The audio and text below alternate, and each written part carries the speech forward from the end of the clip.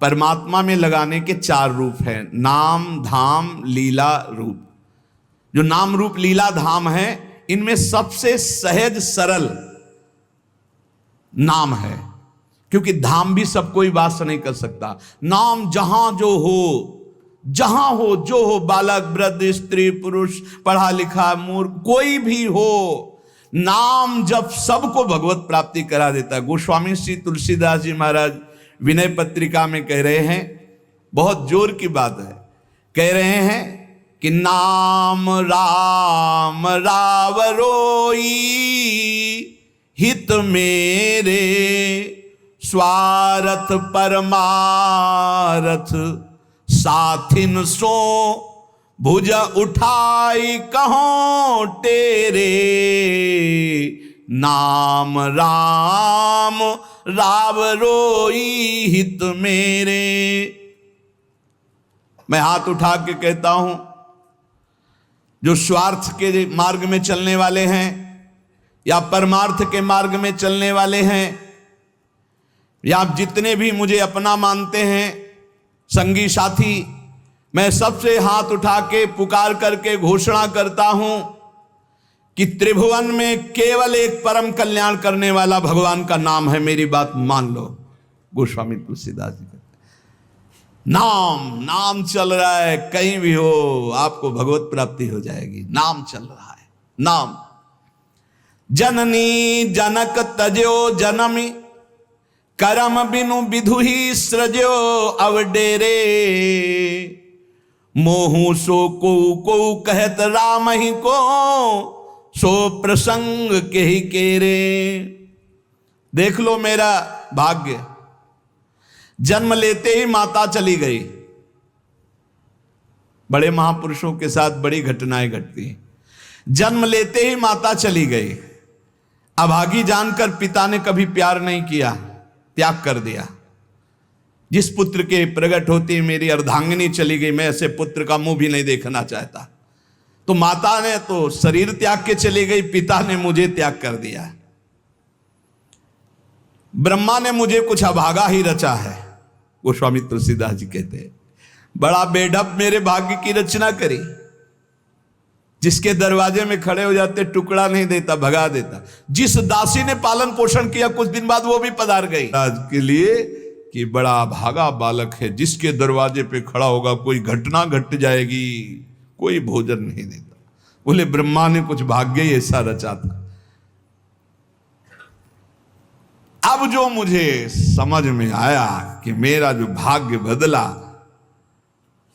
वो राम नाम से, राम राम राम। पकड़ो बात को, पकड़ो। अब तो कोई कोई कहता है कि तुलसी राम का है। अब अभाग्य मिट गया। बड़े बड़े बादशाह ताज उतार कर रखते हैं। जानते हो ये सब क्यों हो रहा है? क्योंकि हमने राम नाम का आश्रय ले लिया। अब खूब राम राम राम राम जपता हूं, उसका परिणाम हुआ कि सब कोई सम्मान देता है, सब ताज उतार के रख रहे हैं, प्रणाम नमस्कार दुनिया वाह वाह। क्यों?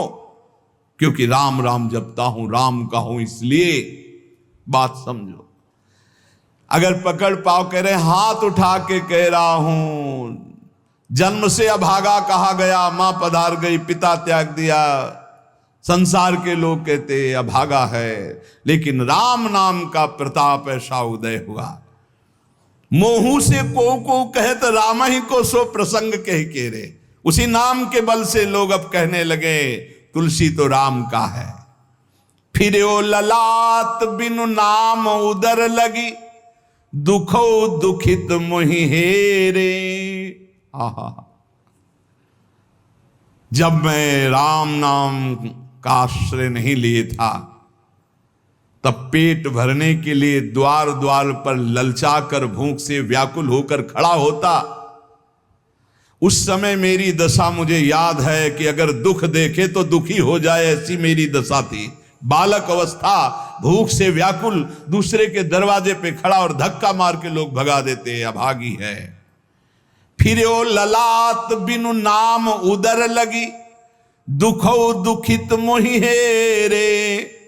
अब बोले नाम प्रसाद लहत रसाल फल, अब हो बबूर बहेरे, नाम राम राव रोई हित मेरे।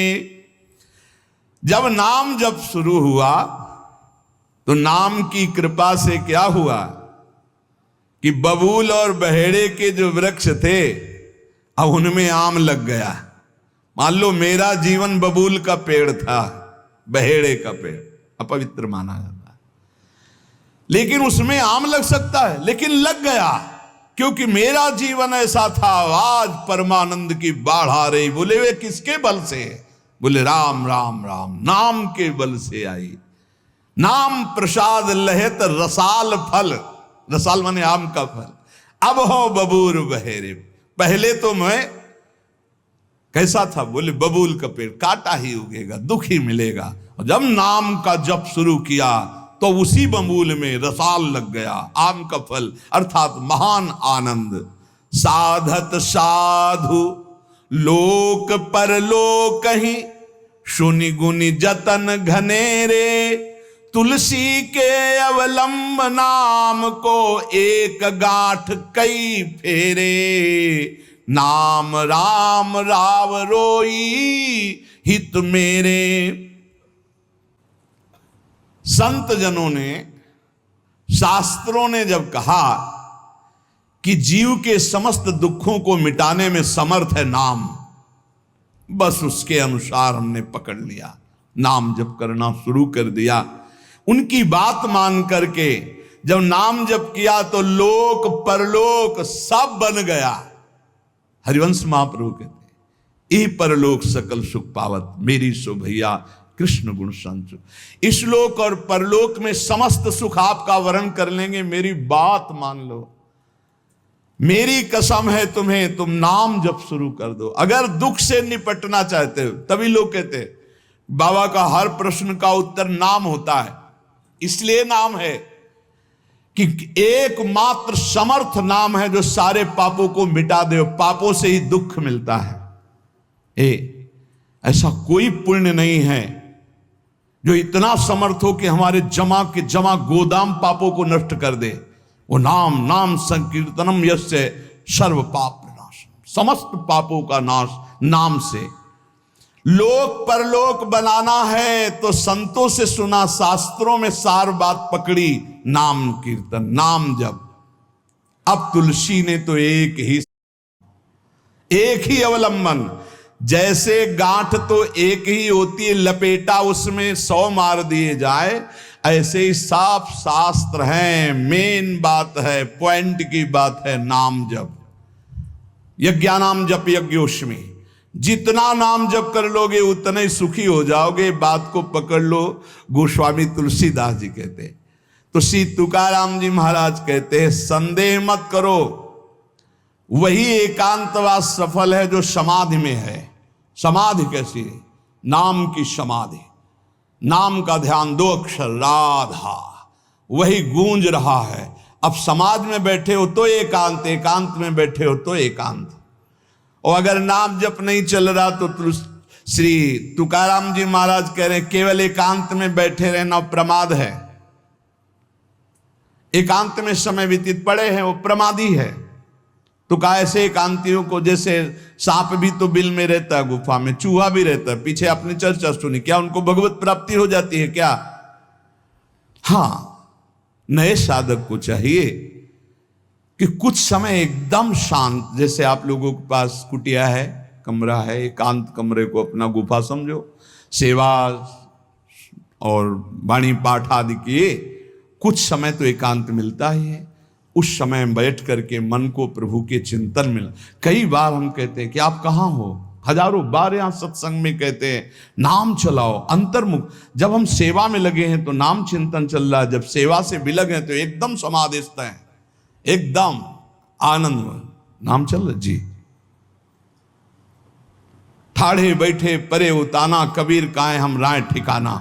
चिंतन ही हमारे जीवन का सार है, इतनी बात समझ लो। अगर आपका चिंतन नहीं चल रहा, हम कोई महत्व नहीं रखते, इन सब बाहरी बातों का महत्व नहीं रखते, ध्यान रखना। खास बात है आपका चिंतन क्या चल रहा है। हमारे हृदय को प्रसन्न करने वाली सबसे बड़ी सेवा है आपका चिंतन। अचानक दृष्टि आपके चेहरे में पहुंचे और आपकी नेत्र दिखाई दे रहे अंतर्मुखता में, एक हृदय में शीतलता आ जाती है, हाँ काम हो गया। अगर साधक ऐसे चलेगा तो बहुत जल्दी काम हो। मुख बरनत हरिवंश, चित्त नाम हरिवंश रति, मन सुमिरन हरिवंश, यह जो कृपा हरिवंश। एक क्षण का भी, जैसे हम चर्चा कर रहे हैं तो भगवत चर्चा और एकांतिक कर रहे हैं तो भगवत प्रश्नोत्तर, उस समय भी किसी के भी एक चेहरे को लक्ष्य बना लेते हैं। वो समझता है हमको बहुत प्यार करके देख रहे हैं, नहीं, हम उस समय नाम लिखते हैं, नाम लिख करके वार्ता करते जा रहे हैं, बराबर दृष्टि उसके जमाए हुए हैं। वो समझ रहा है हमारी तरफ देख रहे हैं, हम बिल्कुल नहीं पहचानते ही नहीं कौन होगा, हम तो बोर्ड मिल गया, अच्छा उसमें नाम लिख रहे हैं, अपनी वार्ता कर रहे हैं। साधु हर समय सावधान सो, साधु नहीं, साधु काहे का सेवा सुमिरन सावधान। इसलिए हम माइक से गरज के कह रहे हैं कि हम कभी भी किसी से पूछ सकते कहां हो। पक्का समझ लो, हमारा कोई व्यवहार नहीं है, हमारा कोई प्रिय नहीं, हमारा सबसे प्रिय वही है जो भजन करता है, जो सुमिरन करता है। अचानक दृष्टि पड़ी, आपसे पूछा कहां हो जी, अच्छा ठीक है, हृदय शीतल हो जाएगा। अगर सुमिरन नहीं तो फिर हमको आप अगर सेवा शब्द से प्रभावित हो तो सेवा है आज्ञा, आज्ञा समन सुसाहिब सेवा। अब जो ही कहा करें हम सोई आयस ले चलें, सेवा की आड़ में अपनी चित्त वृत्ति का मनोरंजन मत कीजिए, मनोभंजन करना है, हर समय भगवत चिंतन परायण रहना है। अगर भगवत चिंतन नहीं तो आपका कोई अस्तित्व। देखो ये बड़ी दौड़ है, छोटी मोटी दौड़ नहीं है, ये बहुत बड़ी दौड़ है। आपको संसार समुद्र से अकेले पार होने की बात नहीं, तुम साधु हो, तुम लाखों को पार कर सकते हो, समझना। मान लो अगर आप भगवत प्राप्त हो गए तो लाखों को अपनी कृपा रूपी नौका में बैठाल कर संसार समुद्र से पार करोगे। साधु अपने लिए भजन नहीं करता, हाँ इस जगत के लिए भजन करता है। सर्वे भवन्तु सुखिनः सर्वे सन्तु निरामया। श्री तुकाराम जी कह रहे हैं एकांत वास लाभ उसी का जिसका चिंतन चलता है। भाई इस बात पर बहुत जोर दिया भगवान श्री कृष्णचंद्र जी ने, अनन्य चिंतयन्तो माम अनन्य चेता सततम। बार बार भगवान इस बात पर जोर दे रहे हैं। जनसंग में नाम चल रहा है तो आप एकांत हो, एकांत में नाम जब नहीं चल रहा तो आप प्रपंची हो। देख लो अंदर प्रपंच चल रहा होगा। जन संसर्ग से शून्य अर्थात भीड़ भाड़ में रति न होना, अर्तिर जन संसदी, और एकांतिक भगवत चिंतन होना। हम एकांत को समझते कमरा में पड़े हैं तो हम एकांत हैं, हम ऐसा एकांत नहीं समझते। एकांत है कि हम प्रभु के चिंतन में हैं तो एकांत है, चाहे बाजार में खड़े हों। अगर प्रभु का चिंतन नहीं तो एकांत में कमरा में पड़े पड़े एकांत में कोई लाभ नहीं। एकांत में उसी का लाभ है जो एकदम समाधिस्थ तन्मय है। एकांत में समाज में सावधान होकर चेष्टाएं कर रहा है और नाम अंदर अंदर चल रहा है। आनंद कंद भगवान गोविंद को छल छंद अच्छा नहीं लगता, मतलब नाटकबाजी अच्छी नहीं लगती। जहां हो वहीं भजन करो, जैसे हो उस परिस्थिति में भजन करके दिखाओ। भजन की भूख जग जाए यार, यही सत्संग का लाभ है। भजन की भूख जग जाए। एकांत का तात्पर्य है प्रभु की शिवा और कुछ सुमिरन में ना ना, प्रभु के चिंतन में डूबना। ए भाई समझो, सत्संग सुन रहे उसको पकड़ो, अपने हृदय में बार बार चलाओ। देखो ये अंदर से बात समझ लीजिए, हम उसे बहुत जी जान से प्यार करते हैं जो भजन करने वाले हैं। हम जिन साधकों को देखते हैं कि अपनी सेवा दिनचर्या और भजन किसी से मतलब नहीं, ऐसे ऐसे साधक हैं कि एक एक दो दो वर्ष हो गए हमने कभी उनसे राधे श्याम हमारी उनकी नहीं हुई होगी। और आप सच्ची मानिए एक दिन भी ऐसा नहीं जो हमारे चिंतन में नाते हो, चिंतन के द्वारा उनका पोषे। और हमारे पास हो अगर भजन नहीं करते तो सच्ची मानिए हम जानते भी नहीं हैं। अभी आप हमें अंदर की बात, जैसे वो कह रहे थे कि हम जान गए आपको, तो हम कहा नहीं जाने हो, जान जाओगे तो प्रेमानंद बन जाओगे, प्रेम और आनंद प्रिया और लाल के रूप में डूब जाओगे। ये हमारे गोविंद आनंद कंद सच्चिदानंद प्रभु को ये छल छंद अच्छे नहीं लगते, उनको तुम छल कपट में नहीं फंसा सकते। एकांत निष्ठ भक्त, उसका मतलब हम तुरंत ले जाते हैं कमरा एकांत, गुफा एकांत नहीं, एकांत हृदय, एकांत निष्ठ भगवान के चरणारविंद में। शाब्दिक एकांतिक में मत जाइए कि शब्द का एकांत, कि भाई शोरगुल नहीं हो रहा, मैं एकांत कमरे में पड़, नहीं नहीं, आंतरिक एकांत में।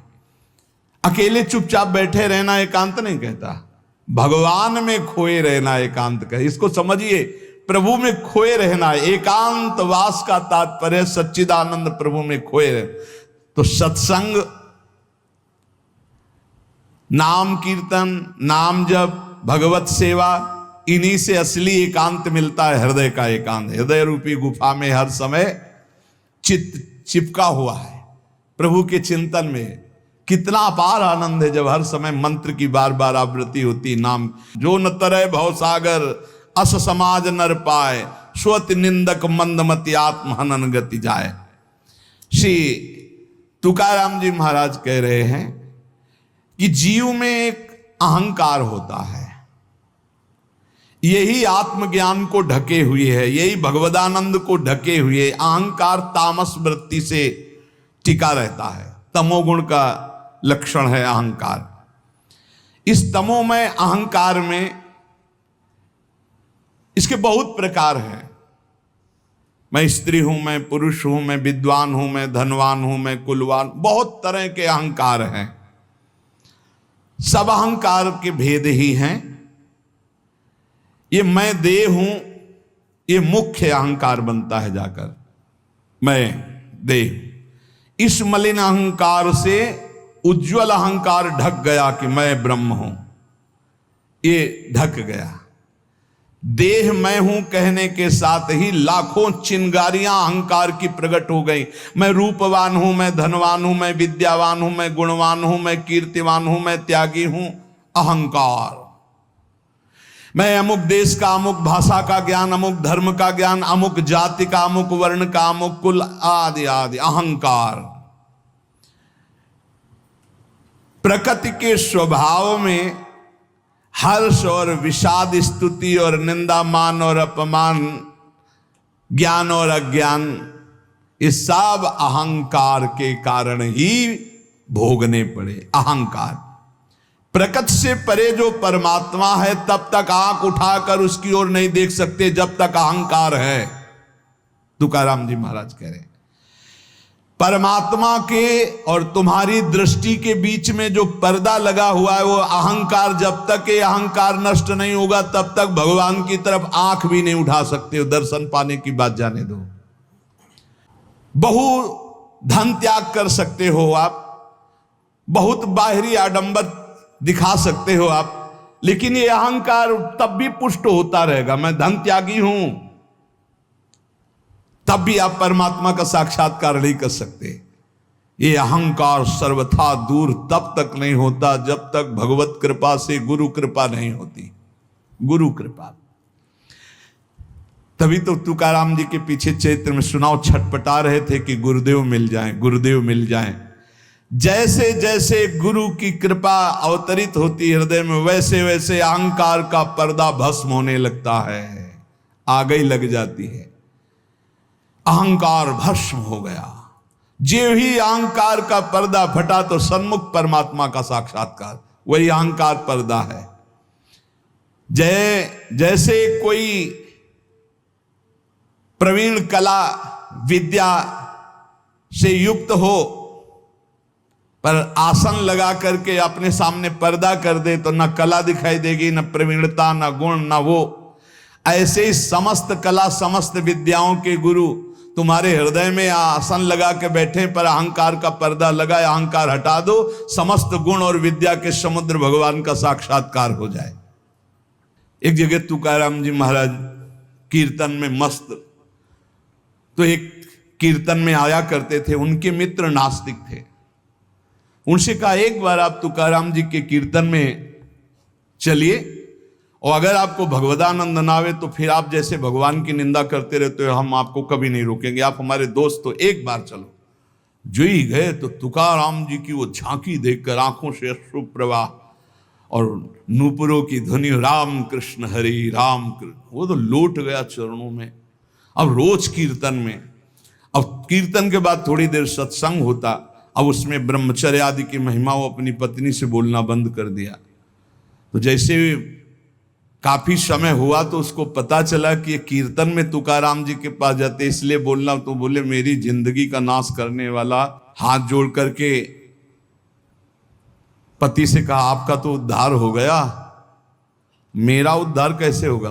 बोले चलो चलते हैं आज कीर्तन में। बोले नहीं, पहला कदम अपने गुरुदेव को घर में लाओ, एक बार चरणामृत उतारें, घर में चरणामृत डालें, फिर भगवान मेरी ये पत्नी को कैसे, जैसे मेरी बुद्धि शुद्ध हो गई, ऐसे बड़ा प्रसन्न हुआ। तुकाराम जी से कहा जा गया अपार कृपा आपकी, पूरी बात बताई। उनका भाई यदि तुम्हारी पत्नी को ऐसी प्रसन्नता और तो मैं अवश्य चलूंगा।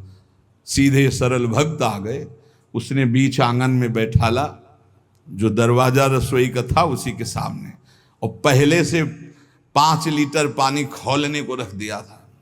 घंटों पानी खौल रहा है, उसमें डालती जा रही है। जब तुकाराम जी बैठ गए, आई सामने, प्रणाम किया, देखा ये वही है जिसने मेरे पति को बरगला दिया, और जब से इसके पास गए आज तक मुझसे बात नहीं, आज मैं मजा चखाऊंगी। और बस कपड़ा से पकड़ भगोना लाई, ऊपर तुकाराम खौलता हुआ पानी, विठ्ठल विठ्ठल पांडुरंगा पांडुरंगा, सब छाले छाले पूरा शरीर, और गर्म पानी इतना। ऐसे थोड़ी संतों के जीवन में तुम्हें कैसे कैसे कष्ट बताए।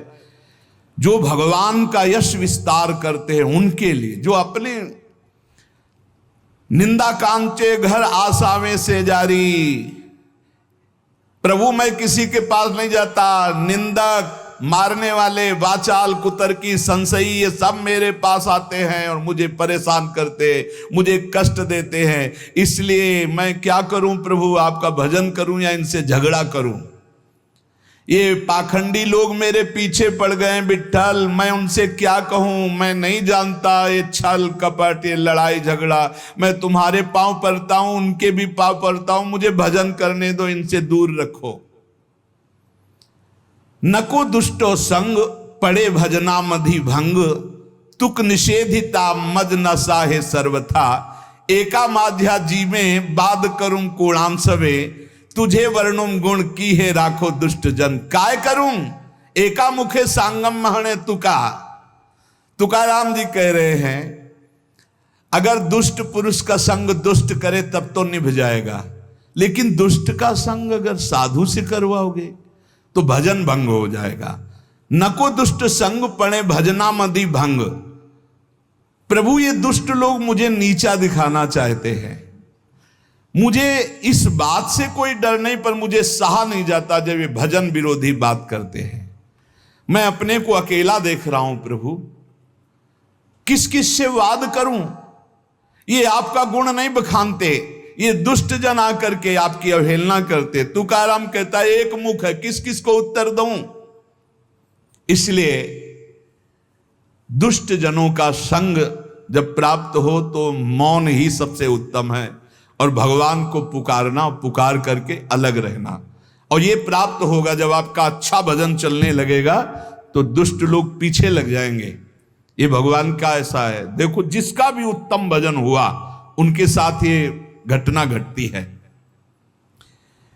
उपासक को अनुपम आनंद की प्राप्ति एकांत लाभ से होती है, पर केवल एकांत में बैठे रहना एकांत लाभ नहीं है। एकांत लाभ का मतलब है समाधि, चाहे वो सबके बीच में बैठा भी हो। ये अहंकार किसी भी गुण कला विद्या से नहीं मरता है, इसको और अहंकार हो जाता है, मैं कलावान हूं, मैं विद्यावान हूं, मैं गुणवान हूं। अरे यहां तक कि मूर्खता का भी अहंकार होता है। चित्त में अहंकार को पोसते पोसते अनंत जन्म व्यतीत हो गए, अब भगवान के मार्ग में चले तो नम्रता का अहंकार हो गया। ये भी है, मैं बहुत सरल हूं। अरे कितना बोझा लदा है अहंकार का। तुम और समझो, धूर्तों को धूर्तता का भी अहंकार होता है। कल्याण के मार्ग में चलने वाले साधकों के अंदर ये अहंकार प्रकाशित होता तो देख पाते हैं, ज्ञानी लोग नहीं देख पाते हैं। ये साधकों को क्लेश देने लगता है, तब जान ले कि इसके मिटने का समय आ गया। जिसको अहंकार चुभने लगे, एक साधक रो रो के कह रहे थे कि मुझे ऐसा अहंकार है कि मैं दैन्य हूं, भगवान की विशेष कृपा मेरे ऊपर, मैं बहुत भजनानंदी हूं, क्योंकि हर समय नाम जप करता रहता हूं, तो मुझे डर लगता है कि इस ऑपरेशन का कहीं कोई कठोर विधान भगवान न कर दे। तुमका उसे डरना तो चाहिए, क्योंकि भगवान ऑपरेशन तो बहुत अच्छा करते हैं, पक्का करते हैं, पर घटना बहुत। तो बोले मुझे डर लगता है, मैं सहन नहीं कर सकता कि अगर कोई ऐसी घटना आई। तो यही अहंकार है, वो बचना चाहता है। तो हम कहा डरो और भगवान से प्रार्थना करो, नहीं तो ऑपरेशन थिएटर साथ ही लिए घूमते हैं भगवान। पता नहीं कब कहां कौन सी घटना घटा दे कि सारा अहंकार मिट्टी में मिल जाए। तुकाराम जी महाराज कहते हैं, पहले पहले जब साधक जानने लगता है कि अहंकार मेरे अंदर जागृत हो गया, तो जहां तहां सम्मान से बचने लगता है और उसकी वाणी का लोगों पर प्रभाव पड़ने लगता है। तब अहंकार उपाधि रूप धारण करने के लिए फिर आ जाता है चौड़े पे। बहुत बड़ा युद्ध है। तुकाराम जी कह रहे हैं कि जो असावधान है, चारों तरफ से चोर उसका माल चुरा ले जाते हैं। ऐसे ही अहंकार की वृत्ति साधक को असावधान कर देती है और उसका सारा भजन, भगवत भाव, सब ये काम, क्रोध, लोभ, मोह चुराने लगते हैं। अब मुझे तो डर नहीं, क्योंकि मैंने बहुत बड़े बलवान का आश्रय ले लिया, पांडुरंगा। हे हरि, अब तुम संभालो अहंकार का ऑपरेशन, आप करो, आप इसको संभालो। पदो पदिम नारायणा तुमची करीन भावना। हे हरि, हे नारायण, अब तो मैंने सब तुम्हारे चरणों में अर्पित कर। ये बहुत बढ़िया बात है। आखिरी बात, अपने अहंकार को नष्ट करने के लिए भगवान के सामने पेश कर दो। हे महावैद्य, अहंकार रूपी फोड़ा बढ़ रहा है, इसको बैठाल दो या ऑपरेशन करो, अब आपके सहारे हैं, आप देख लेना, वो ठीक कर देंगे। बहुत कृपालु हैं वो, कहीं ना कहीं ऐसी लीला रचेंगे कि बिल्कुल अहंकार ठीक हो जाएगा। सच्ची मानो, भक्तों के जो पैर फिसलते हैं तो कीन हो इसका बहु अभिमाना, सोखो वंचा कृपाली देता है। बात समझना, जब अहंकार भजन करते हुए बढ़ता है तो भगवत भाव नहीं आने देता है, और जब गुरु कृपा से भगवत भाव बढ़ता है तो इस अहंकार की धज्जियां उड़ा देता है। इसलिए हम भगवदानंद की प्राप्ति के लिए कंचन, कामिनी, कीर्ति, तीनों खाइयों से बचने का प्रयास भगवान के नाम बल से करें। अधिक से अधिक आंतरिक एकांतिक हृदय को देखते रहें कि प्रभु के नाम में लगा है कि नहीं, और किसी भी बात का हमारे अंदर अहंकार ना आने पावे। यदि अहंकार आवे तो भगवान की शरण में होकर पुकारें कि हे नाथ, मेरे इस मलिन अहंकार का नाश कीजिए।